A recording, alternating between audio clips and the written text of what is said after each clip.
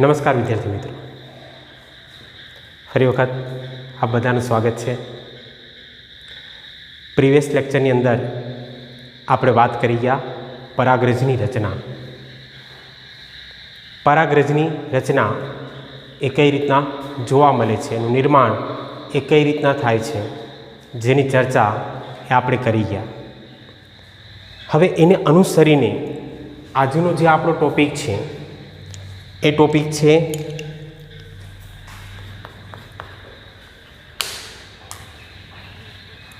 નર જન્યુજનકનો વિકાસ. નર જન્યુજનકનો વિકાસ. નર જન્યુજનકના વિકાસની ક્રિયા આપણે જોશું. ચોપડીની અંદર આ પોઈન્ટ અલગથી આપેલ નથી, પણ આપણે એને અલગથી લઈએ છીએ. હું એક બાબત જણાવી દઉં વિદ્યાર્થી મિત્રો કે અહીંયા આપણા દ્વારા જે ઓનલાઈન વિડીયો એ દર્શાવવામાં આવે છે એ ખાસ કરીને એનસીઈઆરટીની બુક ઉપરાંત નીડબેઝને ધ્યાનમાં રાખીને લીધેલ છે. તમે એનસીઈઆરટીની બુક એ સ્કૂલની અંદર ભણશો જ, પણ આપણે અહીંયા એનસીઈઆરટીની બુક સાથે નીટ પ્લસની ક્રિયાને લઈએ છીએ. એટલે આપણા પોઈન્ટ એ અમુક અંશે એનસીઈઆરટીની બુક સાથે મેચ થતા જશે, પણ એનાથી વિશેષ માહિતી હું આપવાનો પ્રયાસ એ આપણા લેક્ચરની અંદર કરીશ. તો ખાસ અહીંયા ધ્યાન રાખજો. નર જન્યુજનકનો વિકાસ. શરૂઆત કરીએ કે જ્યારે પરાગરજ એ પરિપક્વ પામે ત્યારે તે બે કોષ એ ધરાવે છે. જ્યારે પરાગરજ એ પરિપક્વ પામશે ત્યારે એની અંદર કેટલા કોષ એ જોવા મળશે? તો કે અનુક્રમે બે કોષ એ જોવા મળશે. જેમાં આપણે વાત કરીએ કે સૌથી પહેલો કોષ એ કયો? તો કે એને આપણે વાનસ્પતિક કોષ તરીકે ઓળખી શકશું. વાનસ્પતિક કોષ વેજીટેટિવ સેલ તરીકે આપણે લઈએ કે એને આપણે વાનસ્પતિક કોષ કહેશું. જ્યારે બીજા કોષની વાત કરીએ તો બીજો કોષ જેને આપણે જનનકોષ કહેશું. જનનકોષ જનરેટિવ સેલ્સ તરીકે આપણે એને ઓળખી શકશું. તો પરાગરજ પરિપક્વ પામે ત્યારે બે કોષ જે ઉત્પન્ન થશે, અને બે કોષ કયા હશે? તો કે એક કોષ અનુક્રમે વાનસ્પતિક કોષ હશે, તો બીજો કોષ એ હશે જનનકોષ. આ બે કોષના નિર્માણની ક્રિયા એ આપણે હવે જોવાની છે. પણ જ્યારે જન્યુજનકના વિકાસની શરૂઆત એ આપણે કરીએ તો આ વિકાસ એ બે રીતના થાય. એક પૂર્વ પરાગનયન વિકાસ અને પશ્વ પરાગનયન વિકાસ. એટલે અહીંયા આપણે એ બાબત દર્શાવશું કે ખાસ કરીને જે વિકાસની ક્રિયા છે એ વિકાસના મુખ્ય તબક્કા કેટલા છે? તો કે બે તબક્કા છે. એમાં સૌથી પહેલો તબક્કો છે પૂર્વ પરાગનયન વિકાસનો. જ્યારે બીજો તબક્કો છે એ છે પશ્વ પરાગનયન વિકાસનો. આપણે બે તબક્કા જોવાના છે, પૂર્વ અને પશ્વ. એટલે કે પરાગનયન થાય એ પહેલાંનો વિકાસ અને પરાગનયન થાય એ પછીનો વિકાસ. આ બંને વિકાસની ક્રિયા એ આપણે અહીંયા દર્શાવશું.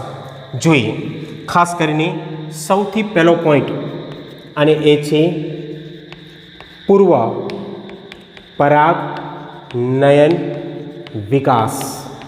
વિદ્યાર્થી મિત્રો, અહીંયા ધ્યાન રાખજો, અહીંયા આપણે 4 બાબત એ સૌથી અગત્યની છે કે જેને અનુસરીને આપણે આગળ વધશું. અને 4 બાબત કઈ છે? પહેલી બાબત તમે જાણો છો, જે આપણે અગાઉ એની ચર્ચા કરી ગયા પરાગરજમાં.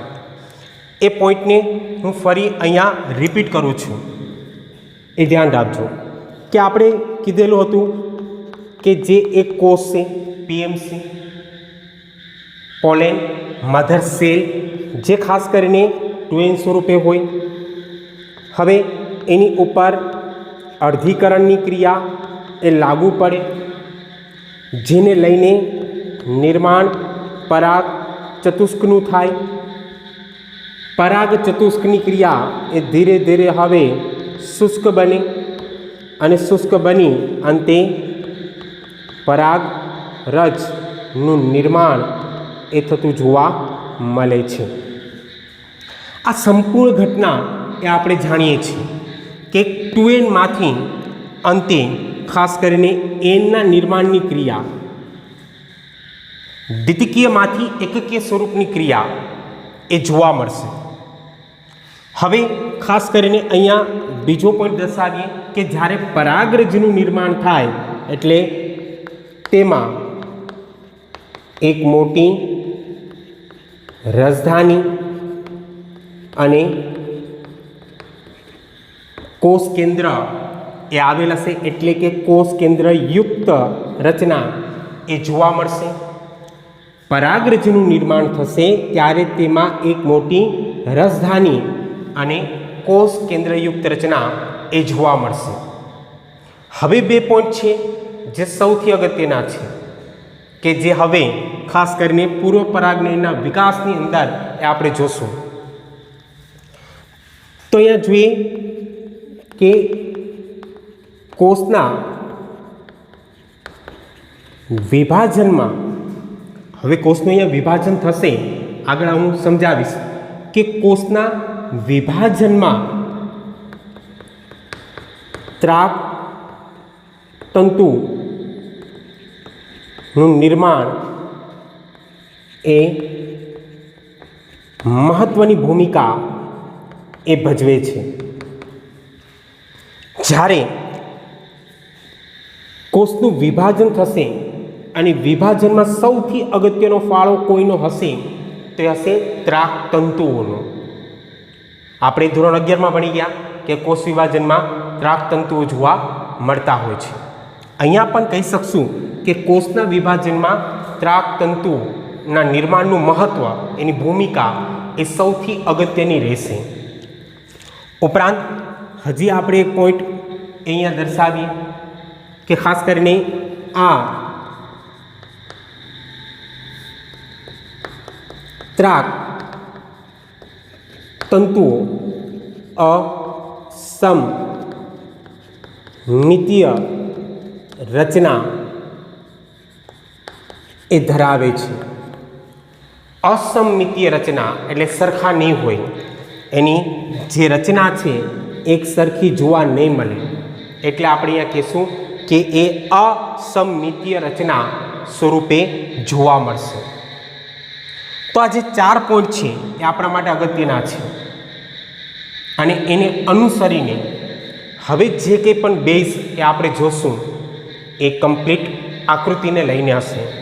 એટલે અહીંયા જે શરૂઆત થશે એ શરૂઆત આકૃતિને લઈને છે, ફિગરને લઈને. એટલે ખાસ વિદ્યાર્થી મિત્રો એ ધ્યાન રાખજો. જોઈએ ખાસ કરીને અહીંયા આપણે એક કોષ એ દર્શાવીએ કે આ કોષ જેને આપણે પીએમસી કહીએ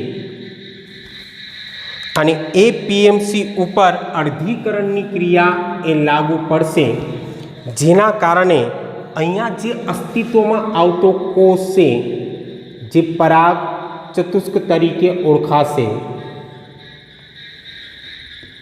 આ જે નિર્માણ થયેલું છે એ નિર્માણ એ કેનું છે તો કે આ જે નિર્માણ થયું એ નિર્માણ છે પરાગ ચતુષ્કનું.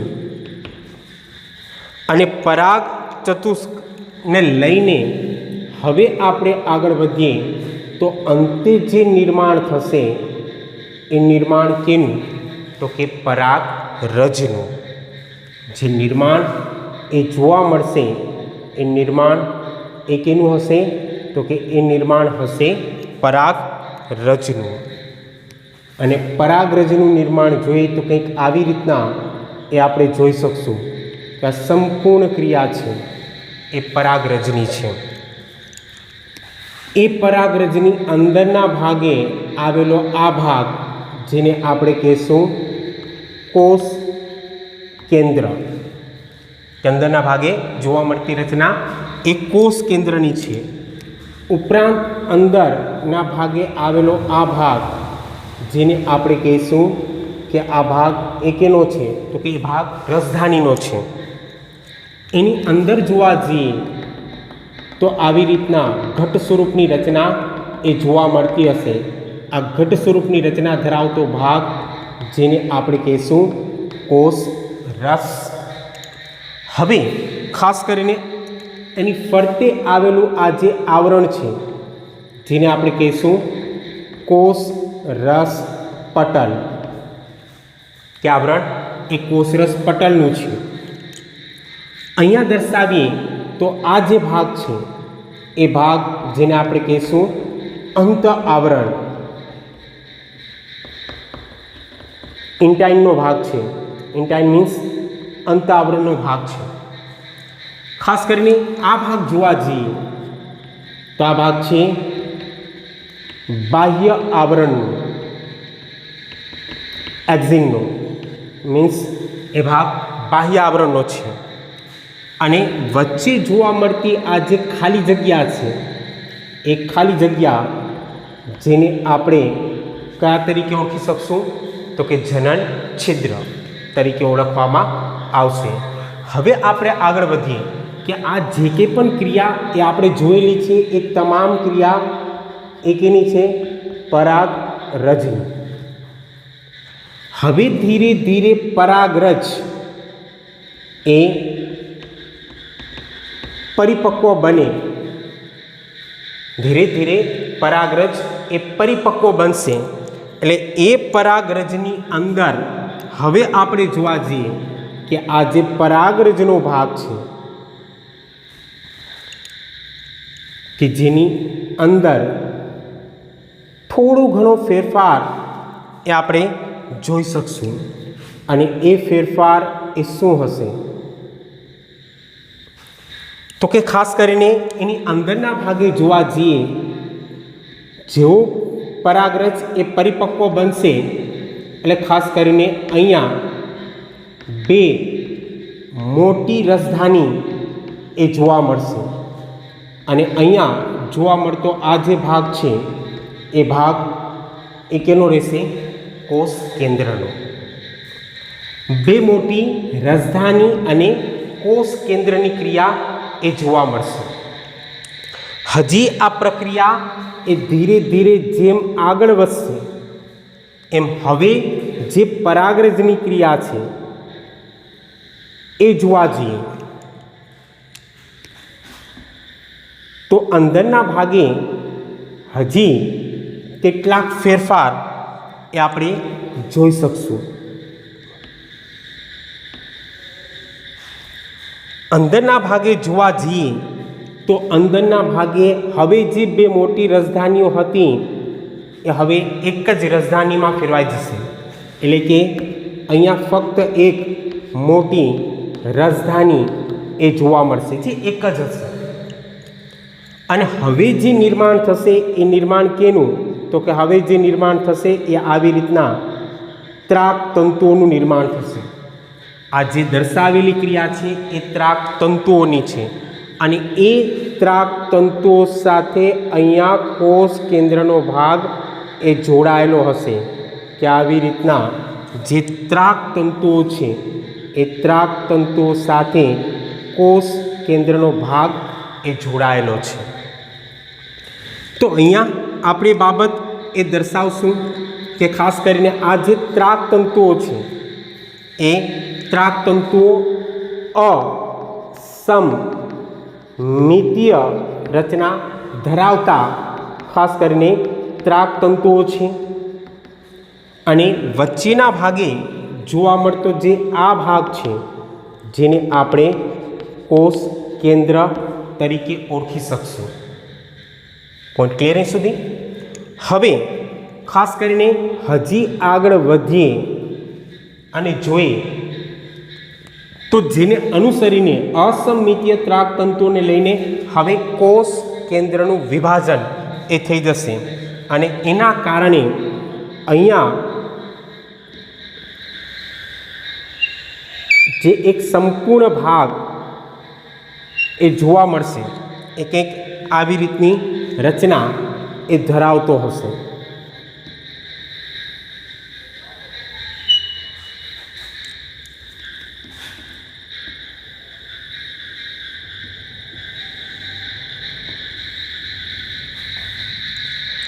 જેની અંદર આપણે જોવા જઈએ તો જેની અંદર એક ભાગ એ મોટો હશે અને એક ભાગ એકદમ નાનો હશે.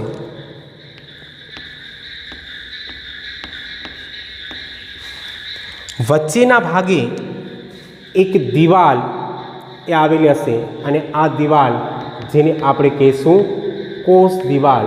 કોષ દિવાલ દ્વારા બે કોષ એ એકબીજાથી અલગ પડશે. એક કોષ અહીંયાથી લઈ અને અહીંયા સુધીનો થશે.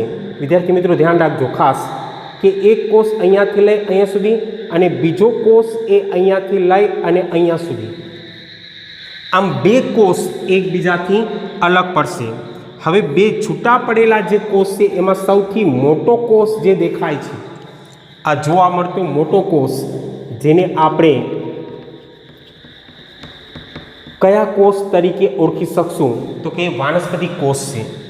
અને નીચેના ભાગે જોવા મળતો જે આ કોષ છે જેને આપણે કયા તરીકે ઓળખી શકશું તો કે આ કોષ જેને આપણે કહીશું જનન કોષ. બે કોષ એકબીજાથી અલગ પડશે, એક વાનસ્પતિક કોષ અને બીજું જનન કોષ.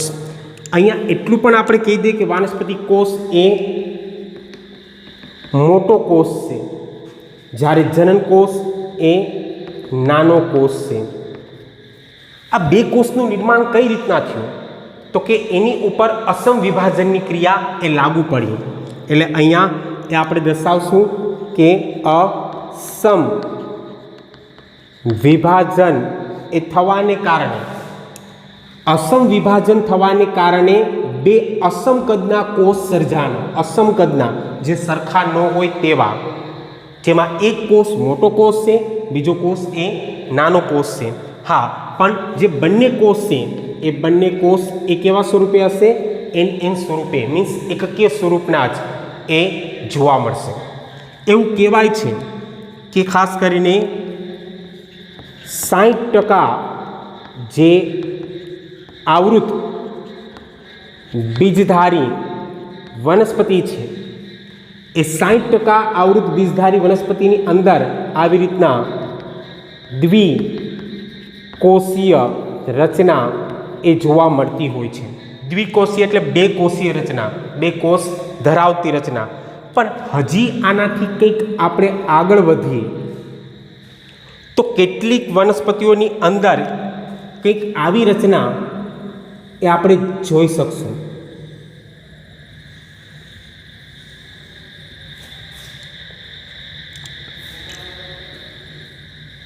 જેમાં આ ભાગ એ આપણે ખ્યાલ જ છે કે આ ભાગ અંત આવરણનો છે અને આ જે ભાગ છે એ છે બાહ્ય આવરણનો. તો કેટલીક વનસ્પતિની અંદર ખાસ કરીને આવી રીતની ક્રિયા એ જોવા મળશે કે અહીંયા સુધીનો જે ભાગ છે ઉપરનો, આ ભાગ એ વાનસ્પતિક કોષનો રહેશે. વાનસ્પતિક કોષ.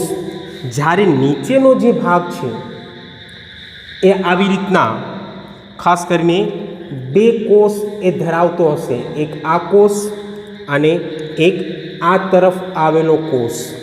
આમ બે કોષ ધરાવશે અને એ બંને જે કોષ છે એ બંને કોષ એ જનન કોષ છે.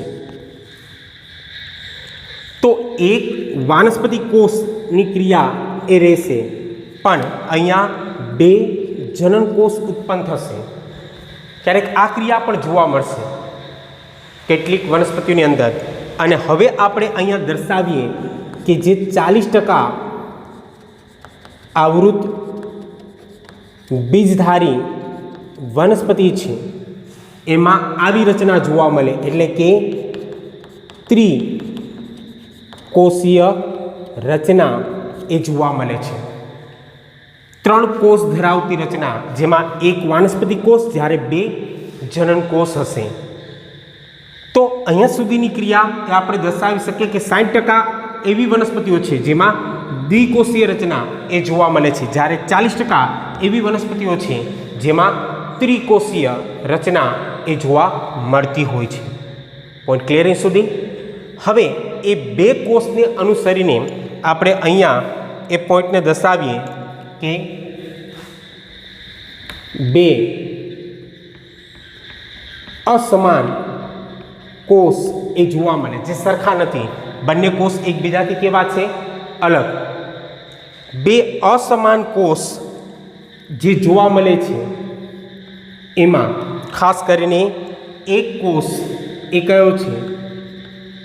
તો કે એક કોષ છે વાનસ્પતિક કોષ, જ્યારે જે બીજો કોષ એ જોવા મળે છે એ બીજા કોષને આપણે કહીશું જનનકોષ. એક વાનસ્પતિક કોષ અને બીજું છે જનનકોષ. હવે વિદ્યાર્થી મિત્રો અહીંયા ધ્યાન રાખજો કે ખાસ કરીને જે વાનસ્પતિક કોષ છે એ મોટા કદના કોષો તરીકે ઓળખાશે. આપણે ડિફરન્ટ લે છે, જુદાપણું, 2 વચ્ચેનો તફાવત એ આપણે દર્શાવીએ છીએ કે વાનસ્પતિક કોષ એ મોટા કદના કોષ હશે, તો એની સામે જનનકોષ એ નાના કદના કોષો છે. આ પહેલો ડિફરન્ટ થયો, પહેલો તફાવત, કે એક મોટા કદના કોષો છે તો બીજા એ નાના કદના કોષો છે. હવે બીજી બાબત અહીંયા દર્શાવીએ કે વાનસ્પતિક કોષનું કામ શું? તો કે તે ખોરાક સંગ્રહિત રચના એ ધરાવે. તે ખોરાક સંગ્રહિત રચના ધરાવે. ખોરાકથી ભરપૂર કોષ એ કયો કોષ? તો કે છે વાનસ્પતિક કોષ, જે ખોરાકથી સંચિત હોય. એની સામે જે જનનકોષ છે એની ક્રિયા જોવા જઈએ તો કે તે જે વાનસ્પતિક કોષ છે એ વાનસ્પતિક કોષના કોષરસમાં મુક્ત તરતા એ જોવા મળે છે. એ ખાસ કરીને મુક્ત રીતે તરતા હશે કયા કોષમાં? વાનસ્પતિક કોષમાં. કોણ? જનનકોષ. મુક્ત રીતે તરતા. ત્રીજો પોઈન્ટ અહીંયા લઈએ તો આપણે કહી શકીએ કે વાનસ્પતિક કોષ તેમાં અનિયમિત આકારનું કોષ કેન્દ્ર એ જોવા મળે. અનિયમિત આકારનું, એનો આકાર એ નિશ્ચિત નહીં હોય. કેમાં? વાનસ્પતિક કોષમાં આવેલું કોષ કેન્દ્ર એ અનિયમિત આકારનું હશે. જ્યારે અહીંયા જોવા જઈએ, જનનકોષની વાત કરીએ તો જનનકોષ જેમાં ઘટ કોષરસ પ્લસ કોષ કેન્દ્ર, પણ એ જે કોષ કેન્દ્ર છે એ કેવા સ્વરૂપે જોવા મળશે? ત્રાકાકાર સ્વરૂપે, મીન્સ ત્રાકાકાર સ્વરૂપે જોવા મળશે. તો આ બંને વચ્ચેની ક્રિયા એ આપણે દર્શાવી. અહીંયા સુધીની જે કંઈ પણ ક્રિયા હતી એ ક્રિયાને આપણે લેશું પૂર્વ પરાગનયનના વિકાસની ક્રિયા તરીકે. હવે અહીંયાથી જે શરૂઆત થશે એ શરૂઆત થશે પશ્વ પરાગનયન વિકાસની. જોઈએ, શરૂઆત કરીએ. અહીંયા ધ્યાન રાખજો મિત્રો કે ખાસ કરીને આ પોઈન્ટ એ એનસીઈઆરટીની બુકમાં નથી, એટલે ખાસ જોઈએ. પશ્વ પરાગનયન વિકાસ.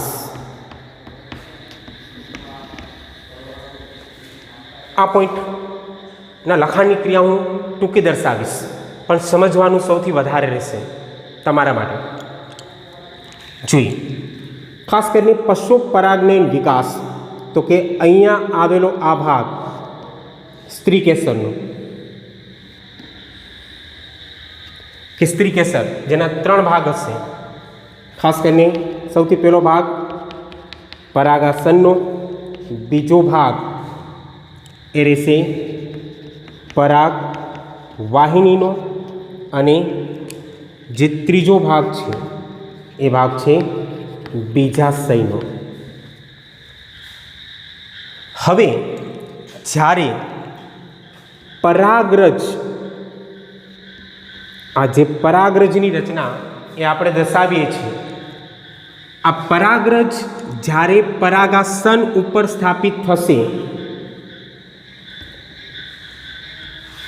પરાગાસન પર સ્થાપિત થશે એટલે પશુ પરાગનયનના વિકાસની ક્રિયાની શરૂઆત થશે. એટલે સૌથી પહેલો પોઈન્ટ એ આપણે અહીંયા દર્શાવીએ કે પરાગરજનું પરાગાસન પર સ્થાપન થાય. સૌથી પહેલી ક્રિયા કે પરાગાસન ઉપર પરાગરજનું સ્થાપન થશે.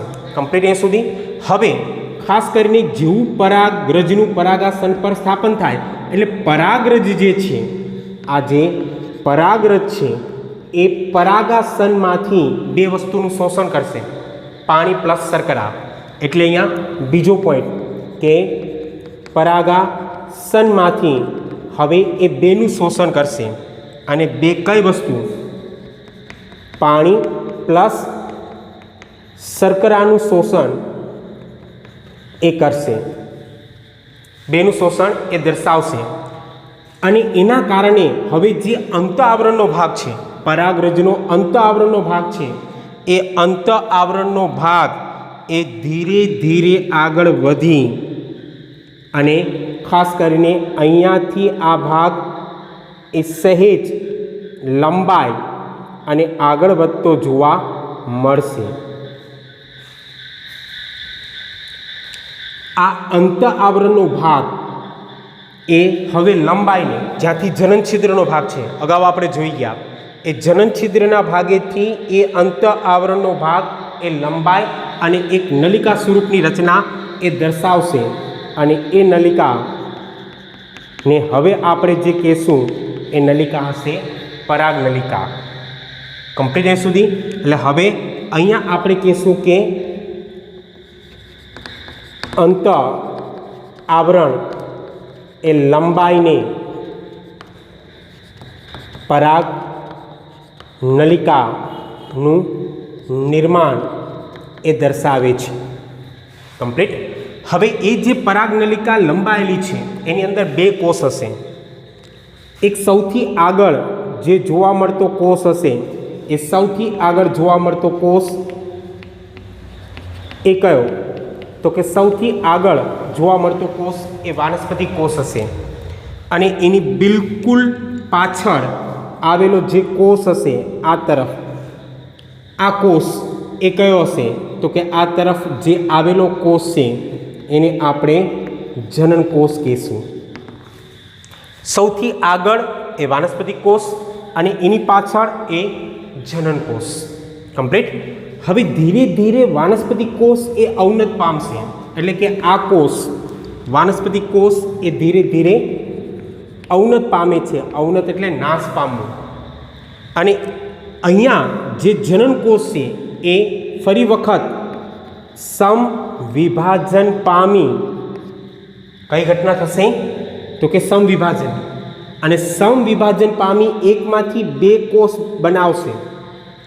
અને ઉત્પન્ન થયેલા હવે આ જે 2 કોષ છે એ 2 કોષ એ હવે કયા તરીકે વરસશે? તો કે આ 2 કોષ એ હવે નરજન્યો તરીકે વરસશે. એટલે આ ખાસ ધ્યાન રાખજો. અહીંયા એ પોઈન્ટ દર્શાવું છું કે ખાસ કરીને વાનસ્પતિક કોષ એ અવનત પામે અને જનન કોષ એ સમ વિભાજન પામી અને નર જન્યુનું નિર્માણ કરે છે. નર જન્યુના નિર્માણની ક્રિયા એ દર્શાવે છે. હવે કહી શકો કે આ જે કંઈ પણ ક્રિયા થઈ એ નર જન્યુજનકના વિકાસની ક્રિયા છે. તો એક સંપૂર્ણ ક્રિયા એ આપણે આ રીતના સમજાવી શકીએ. હું ફરી વખત ધોરણ 11ના જે પોઈન્ટો છે એને રિપીટ કરું છું કે તમને ખ્યાલ હશે કે સપુષ્પી વનસ્પતિઓ હોય તો સપુષ્પી વનસ્પતિઓમાં સૌથી પહેલી ઘટના હોય બીજાણુજનક અને બીજી ઘટના હોય જન્યુજનક. હું અહીંયા ટૂંકમાં સમજાવી દઉં કે તમને જે આ પોઈન્ટ મેં દર્શાવ્યું એને અનુસરીને છે. પીએમસી શું છે? પીએમસી એ બીજાણુ છે. અથવા એ પણ ન સમજાય તો પરાગરજનું જે નિર્માણ થયું એ પરાગરજ જેને આપણે લઘુ બીજાણુ તરીકે ઓળખતા હતા. પરાગરજ એ બીજું કંઈ નથી. શું છે? લઘુ બીજાણુ છે. અને બીજાણુમાંથી ધીરે ધીરે આ તમામ પ્રક્રિયામાંથી આપણે પસાર થયા અને અંતે જન્યુઓનું નિર્માણ કર્યું. સૌથી પહેલી ક્રિયા કઈ થઈ? બીજાણુજનક. અને પછી ક્રિયા કઈ? જન્યુજનક. એટલે મુખ્ય બીજાણુજનક અને ગૌણ એ જન્યુજનક. આ પોઈન્ટ તમને સમજાઈ ગયો હશે વિદ્યાર્થી મિત્રો. આશા રાખું કે આ તમામ બાબતોને તમે ધ્યાનમાં રાખજો, કારણ કે નીટ માટે સૌથી અગત્યની છે. જતાં જતાં મારો એક ક્વેશ્ચન એ તમારી ઉપર રહેશે કે સૌથી લાંબી પરાગ નલિકા કઈ વનસ્પતિની હોય? આઈ રિપીટ, સૌથી લાંબી પરાગ નલિકા એ કઈ વનસ્પતિની હોય? અને એમાં પણ તમને હું કહી દઉં કે કઈ એકદળી વનસ્પતિ એવી છે કે જેની પરાગ નલિકા એ લાંબી હોય છે? એકદળી. ક્લિયર? તો જવાબ એ મને કોમેન્ટ બોક્સની અંદર આપજો. અને વિડીયો ગમ્યો હોય તો મારી ચેનલને સબસ્ક્રાઈબ કરો, લાઈક કરો અને શેર કરવાનું ભૂલતા નહીં. Thank you. ધન્યવાદ.